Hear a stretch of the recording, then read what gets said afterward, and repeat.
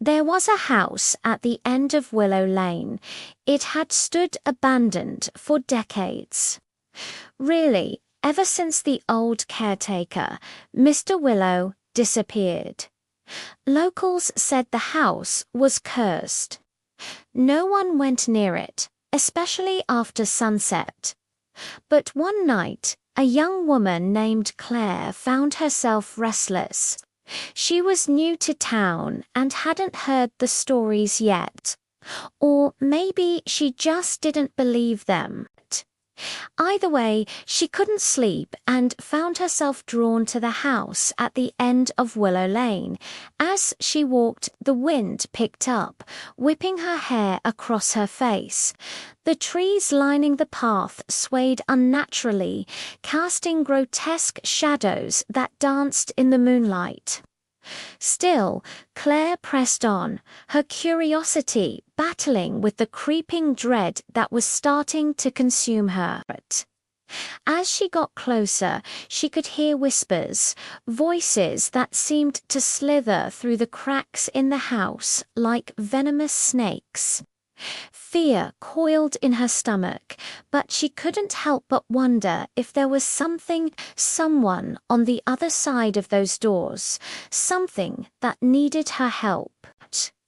Finally, she reached the gate. It was rusted and covered in weeds, but it creaked open at her touch, revealing a path to the front door. Moonlight spilled through the grime-coated windows, casting an eerie glow on the overgrown lawn. Taking a deep breath, she stepped through the threshold and closed the door behind her. The air inside was thick, heavy, like the house was breathing around her, like it was alive. She could feel its gaze boring into her back, every creak of the floorboard, every rustle of the wind through the broken window panes. Her flashlight, a feeble beam in the oppressive darkness, did little to pierce the gloom. The wallpaper peeled from the walls like skin from a corpse. Cobwebs brushed against her face, and the faint scent of decay tickled her nostrils. Then she heard it, a whisper, soft, barely audible.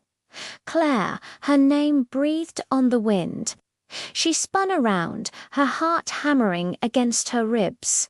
"Who's there?" she whispered, her voice trembling in the vast emptiness. Only silence answered. Then the whisper came again, clearer this time. "Come closer."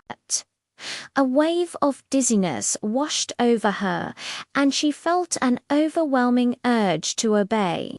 Despite every instinct in her being screaming at her to run, to get as far away from this house as possible, she took a step forward. The whisper grew into a chorus, voices overlapping, pleading. "Help me," they cried.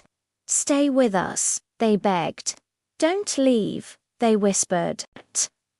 Her flashlight flickered, then died, plunging her into absolute darkness. In the black, she could feel breath on her neck, cold, wet hands on her shoulders. Cold hands. Panic seized her. She stumbled back, knocking over a chair. The sound echoed in the vast darkness, bouncing off the walls like a trapped animal. She ran, not knowing where she was going, blindly stumbling through the house, desperate to escape the unseen presence that seemed to be everywhere and nowhere all at once.